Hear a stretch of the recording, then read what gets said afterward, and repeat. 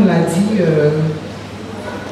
Marcel, c'est le département de la santé qui est au programme aujourd'hui. Et notre message s'intitule La guérison de Jésus, Christ de Nazareth. En d'autres termes, la guérison divine. Et nous allons nous appuyer sur l'histoire du lépreux. Et notre sœur nous l'a lu avant la prière pastorale.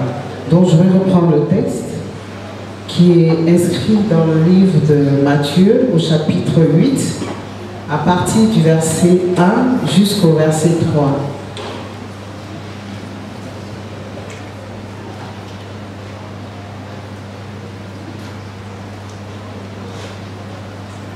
J'ai lu. Lorsque Jésus fut descendu de la montagne, une grande foule le suivit. Et voici, un lépreux s'étant approché, se prosterna devant lui et dit, « Seigneur, si tu le veux, tu peux me rendre pur. » Jésus étendit la main, le toucha et dit, « Je le veux, sois pur. »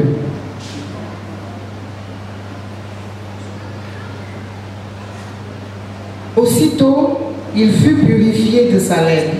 Puis Jésus lui dit, « Garde-toi d'en parler à personne. » Autant pour moi, merci. Je devais m'arrêter au verset 3 qui dit, Jésus étendit la main, le toucha et dit, « Je le veux, sois pur. » Amen. Amen. Merci. Et notre sermon, on va le diviser en 3 parties. La première partie, nous allons parler de la lèpre. La lèpre, c'est quoi? La lèpre, c'est une maladie très grave, ok? Qui, quand elle nous atteint, nous avons nos membres qui sont touchés, soit la peau, les nerfs qui sont touchés. C'est une maladie très grave qui rend parfois l'être humain invalide. Parce qu'en fait, vous imaginez quelqu'un qui n'a plus toutes ses mains pour travailler, ou alors ses pieds qui ont été rongés, et bon voilà, pour se déplacer, c'est pas facile, pour aller travailler, c'est difficile. Donc, au temps des Juifs, c'était une maladie vraiment grave, où quand on soupçonnait que quelqu'un avait la lèpre, qu'est-ce qu'on faisait? Il devait se présenter au prêtre, au grand prêtre, qui allait faire le diagnostic. Et quand il était avéré que cette personne était vraiment atteinte de la lèpre, qu'est-ce qu'on faisait? La personne devait revenir d'abord annoncer à sa famille, ce qui n'était pas facile, et puis il devait, comment dire ça, s'annoncer pour que les gens s'écartent de lui. Parce que la lèpre était tellement une maladie grave. D'ailleurs, les Juifs, pour eux, c'était l'ascension, en fait, c'était l'expression même du péché. Ok? C'était l'expression du péché, la lèpre. Donc, à partir de cet instant, cette personne ne pouvait plus être admise à vivre au sein de sa famille. La personne était obligée, forcée, à être mise en quarantaine. Ça veut dire quoi? Il devait aller loin de là où tous étaient. Il devait aller dans un camp, peut-être que d'autres lépreux étaient déjà là-bas, c'est là-bas. Sinon, il était condamné à vivre seul, retiré comme un pari. C'est pour ça que les Juifs trouvaient que c'était vraiment le péché. Le symbole même, pour eux, c'était le témoignage du péché que Dieu administra à quelqu'un. C'est comme ça qu'ils voyaient la chose. Ok? Mais la lèpre, il est causé par quoi? La lèpre est causée par une bactérie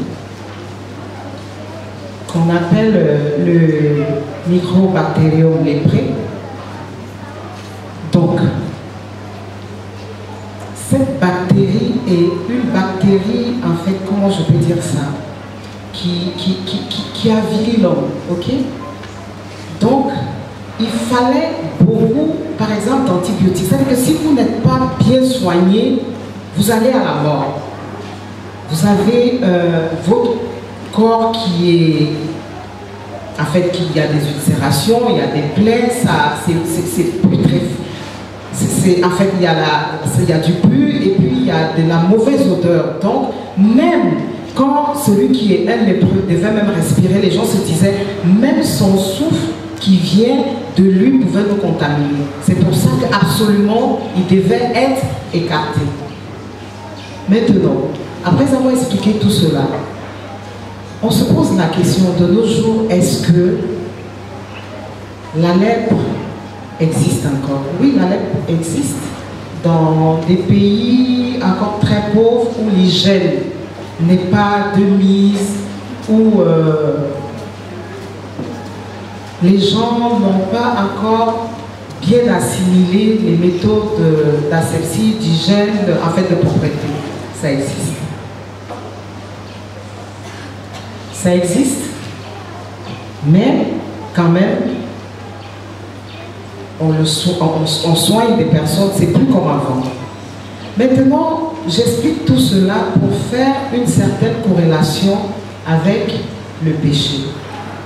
Et je voudrais aussi qu'on sache que nous aussi, à l'époque, c'était la lèpre. Mais est-ce qu'aujourd'hui, nous ne souffrons pas aussi? Peut-être pas de la lèpre. Je vous ai dit d'entrée de jeu que les Juifs considéraient que comment dire ça, la lèpre était l'expression du péché. Donc c'était quelque chose de grave. Mais nous aujourd'hui, est-ce que nous pouvons dire que nous aussi, nous sommes de gros malades, même si on n'a pas la lèpre? Je crois que oui, nous pouvons le dire. Nous pouvons dire que nous aussi, nous sommes malades. Nous sommes malades, on a beaucoup de mots qui minent notre société. Mais d'où sort tout cela? Nous allons lire d'abord dans Ésaïe, au chapitre 1, à partir du verset 5.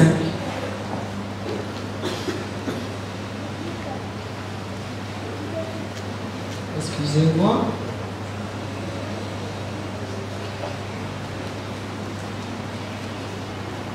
Ésaïe chapitre 1, à partir du verset 5, nous dit: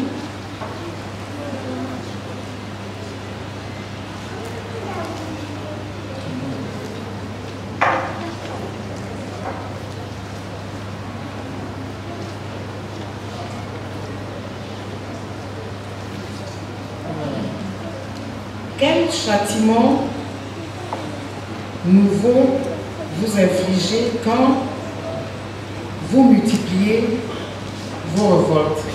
La tête entière est malade et tout le cœur est souffrant.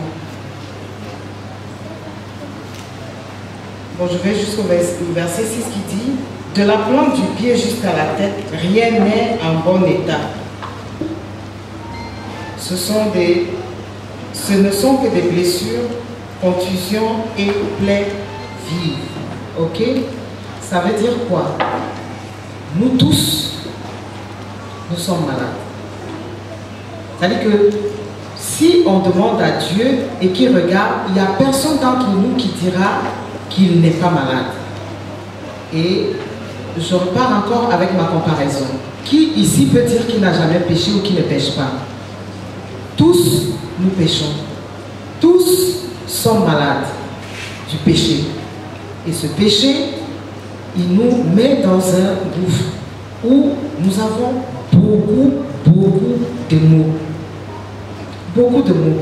Ok? Mais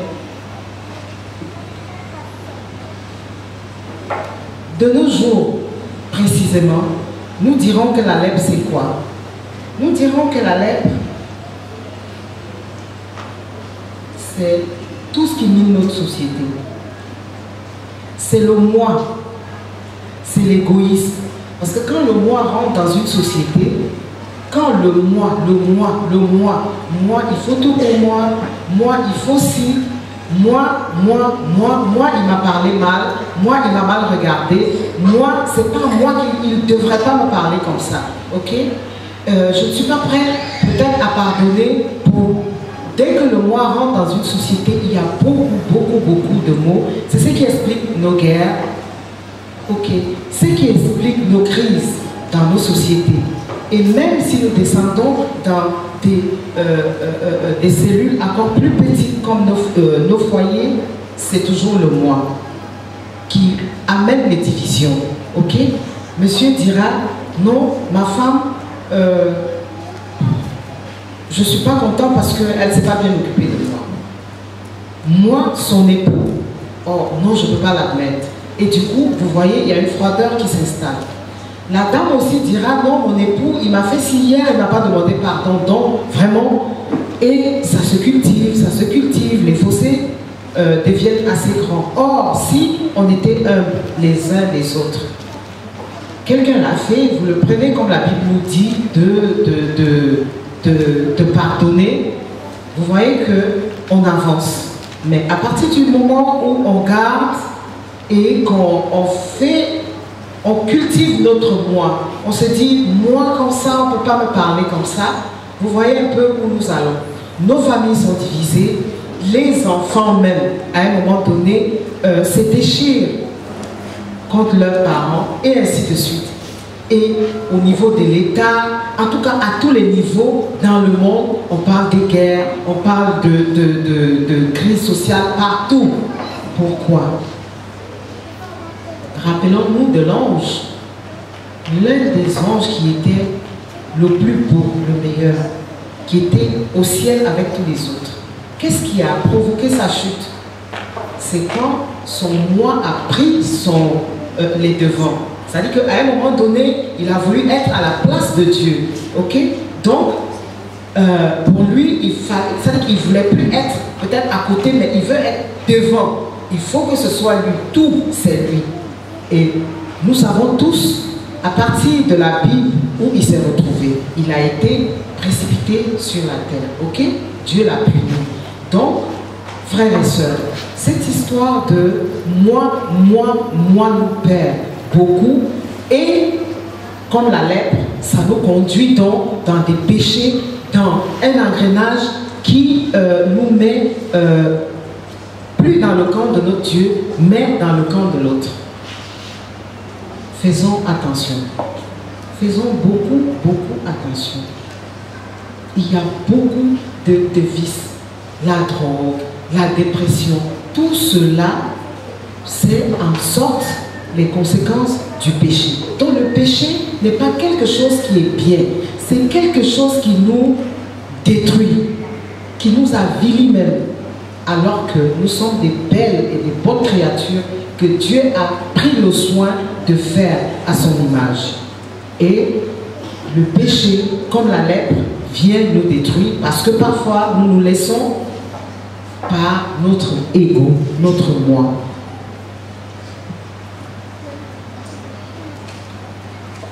Maintenant, j'ai parlé dans l'ensemble. Est-ce qu'on se pose souvent des questions, c'est de savoir, est-ce que nous posons la question de savoir si moi qui parle actuellement, je suis concerné par la situation? Est-ce que je suis aussi concerné par le péché? Est-ce que je suis concerné par le moi? Ok? Est-ce que mon moi, je le développe tellement que j'essaye de piétiner les autres, j'essaye de ne pas comprendre les autres? Posons-nous toujours la question. Et cette question nous fera souvent éviter certaines choses. Parce que souvent on se dit, ce sont les autres qui sont malades. Ce sont les autres qui souffrent du péché. Ce sont les autres qui souffrent. Mais en fait, moi, je n'ai rien à me reprocher. Non.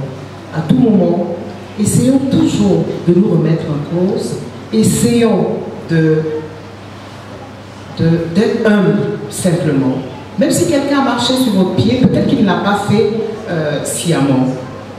Acceptez le pardon. Mais même si la personne ne vous a même pas présenté ses excuses, ça ne vous empêche pas de continuer à vivre. Parce qu'au contraire, ça va venir s'entasser dans votre cœur. Votre cœur va commencer soit à grossir parce que vous y mettez beaucoup de vilaines choses et vous cherchez à vous venger parce que vous trouvez que non, votre moi a été touché. Frères et sœurs, si nous le faisions, Dieu nous rappelle aujourd'hui. Parce que souvent, il nous parle, mais il peut arriver avec le temps qu'on oublie certaines petites choses qui sont peut-être des détails à nos yeux, mais il prend aujourd'hui de nous rappeler que, à tout moment, ne cherchons pas toujours à satisfaire notre moi. Pensons aux autres. Et ça va nous faire éviter beaucoup de problèmes, beaucoup de désagréments.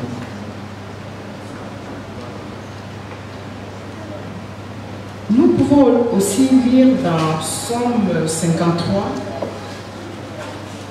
du verset 3 à 4.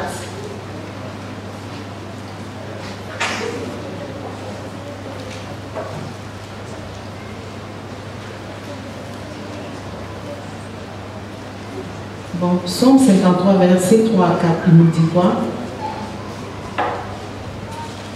Dieu du haut des cieux regarde les fils de l'homme pour voir s'il y a quelqu'un qui soit intelligent, qui cherche Dieu.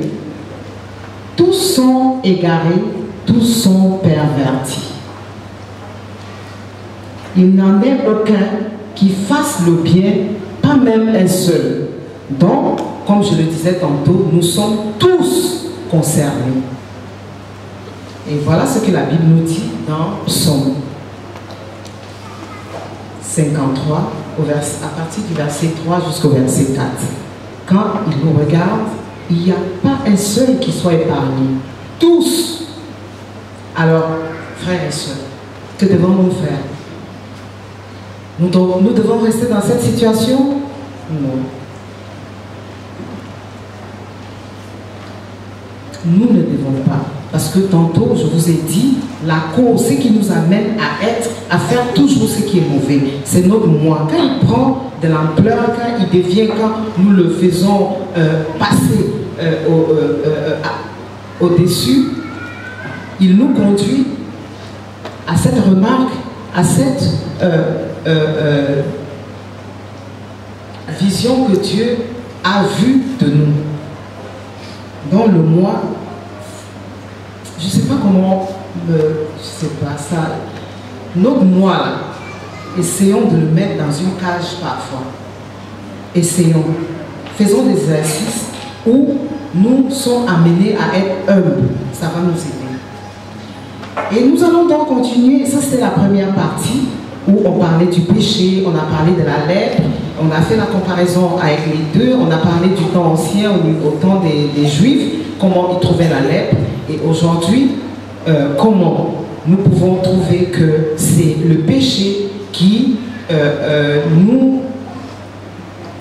notre maladie, comme la lèpre dans les temps anciens. Maintenant, nous allons passer à la deuxième partie. C'est la rencontre du lépreux avec Jésus-Christ de Nazareth. En d'autres termes, nous. Parce qu'en fait, je ne sais pas si vous suivez un peu ce que je suis en train de faire. J'ai parlé de la lèpre dans les temps anciens, qui était une maladie très grave, qui était vraiment une maladie avilissante pour des créatures, des êtres humains comme nous, autant dans les temps anciens. Aujourd'hui, nous sommes là. On ne parle plus tellement de la lèpre parce que, bon, avec l'évolution de la science, voilà. Mais aujourd'hui, est-ce que pour autant, puisqu'on ne parle plus de la lèpre, nous, j'ai mis en exergue, j'ai essayé de mettre en exergue que, avant, peut-être c'était la lèpre qui était grave, mais maintenant c'est le péché. C'est le péché qui nous a dit. C'est-à-dire qu'on a atteint un degré où le péché maintenant est devenu quelque chose de normal. Des épouses qui sont des femmes dans des services qui sont adultérienne, mais c'est quelque chose de... En fait, ça devient même comme si c'est la mode, quoi. Bon, elle est mariée, elle entretient des relations, bon voilà, ça n'émeut plus quelqu'un. Vous voyez des enfants qui... C'est-à-dire que le sexe, parler même du sexe, c'est-à-dire que c'est plus tabou, on attend des histoires qui dépassent parfois notre entendement. C'est-à-dire qu'il n'y a plus de sacré, il n'y a plus de... C'est-à-dire que le péché est devenu quelque chose de normal, quelque chose dont on n'a plus honte, qu'on peut... je n'ai plus de mots, je me manque de mots. C'est tellement grave d'arriver à ce genre de situation. C'est un peu comme dans la Bible, on dit qu'on pêche contre le Saint-Esprit. Ça veut dire qu'on n'est plus au... C'est-à-dire que même quand le Saint-Esprit nous appelle à l'autre, ça ne nous dit plus rien. C'est un détail. C'est bon, voilà. C'est bon. Nous sommes dans une société qui est moderne, on peut faire tout ce qu'on veut. C'est ça le péché. Et c'est donc ça qui est notre lèpre aujourd'hui. Et je vous ai montré la gravité de la lèpre. Et c'est la même chose, cette gravité que le péché a pour nous. Donc, nous allons donc voir le lépreux qui va à la rencontre de Jésus. Et on va revenir à notre texte initial dans Matthieu 8. Mais on va lire seulement le verset 2. Okay? Le verset 2 qui nous dit: et voici un lépreux, s'étant approché, se prosterna devant lui et dit: Seigneur, si tu le veux, tu peux me rendre pur. Amen. Voilà. D'abord, nous comprenons ici que le lépreux est conscient de son état. Il est conscient, il connaît la gravité de sa situation. Parce que si ça n'avait pas été le cas, je ne crois pas qu'il serait allé vers Jésus. Ok? Donc, il faut déjà que nous sachions que nous avons un problème qui est le péché. Il faut déjà que nous sachions que nous sommes malades, que nous sommes de gros malades. Et notre grande, en fait, je ne sais pas utiliser les mots que vous voulez, maladie, c'est le péché. Péché avec grand P. C'est-à-dire que le péché dans son ensemble. Ok? Et à partir du moment où nous sommes conscients de cette situation, nous cherchons donc à guérir. Et si nous cherchons à guérir, généralement, on va à l'hôpital, on va voir des spécialistes et tout. Mais qu'est-ce que la Bible nous dit? Il faut déjà que nous sachions que notre grand spécialiste, c'est qui? C'est Jésus-Christ de Nazareth. Et c'est pour ça que le lépreux ira à la rencontre de Jésus. Ok? Donc, le lépreux s'en va. Mais il y a une situation qui est là. Je vous ai dit, quelqu'un qui était déclaré lépreux, c'est quelqu'un qui devrait être en quarantaine. Il ne devrait pas être dans la société comme vous et moi. Donc déjà, il a pris un courage vraiment énorme de se mettre même dans les environs où Jésus, parce que la Bible nous dit quoi? Partout où Jésus partait, il y avait une foule, c'est-à-dire qu'il traînait, les gens venaient, les gens... Bon, il prend ce risque sur lui de venir aussi là où il y a des gens, même si de premier abord, il ne vient pas directement, mais on comprend déjà qu'il a des envies. On comprend qu'il y a peut-être une dualité dans sa personne. Il se dit, mais voilà, je suis lépreux. Est-ce que vraiment je dois aller vers lui? Et si je vais vers lui, c'est Jésus. Va-t-il pas me maudire encore? Parce que déjà la lèpre est considérée comme une grande malédiction, parce que, comme je vous ai dit tantôt pour les Juifs, c'était l'expression même du péché. Ok? Donc il se pose les questions. Voilà notre coutume ici. Quand quelqu'un a la lèpre, il ne doit pas aller là où il y a les autres qui n'ont pas de lèpre. Mais Jésus, en plus Jésus, moi je vais aller vers lui. Est-ce que vraiment il va accepter que je l'approche? Est-ce que je ne serai pas chassé? Est-ce que je ne serai pas humilié? Est-ce que? C'est sûr qu'il se pose toutes ces questions. Ok?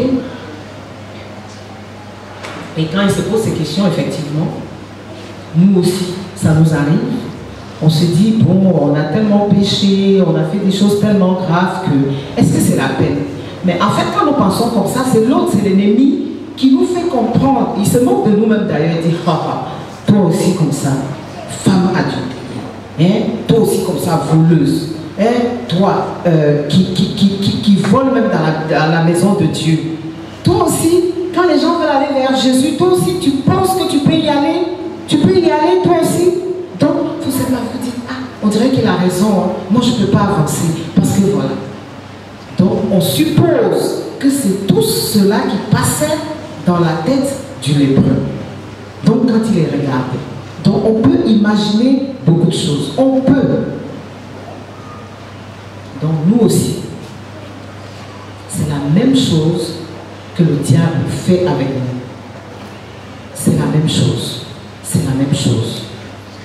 Mais, d'après vous, quand il nous dit ça, ou bien quand il nous fait comprendre, ou bien quand il nous met en évidence que nous n'avons pas de place auprès de Jésus, nous devons l'écouter, rester dans cette misère, dans cette souffrance atroce.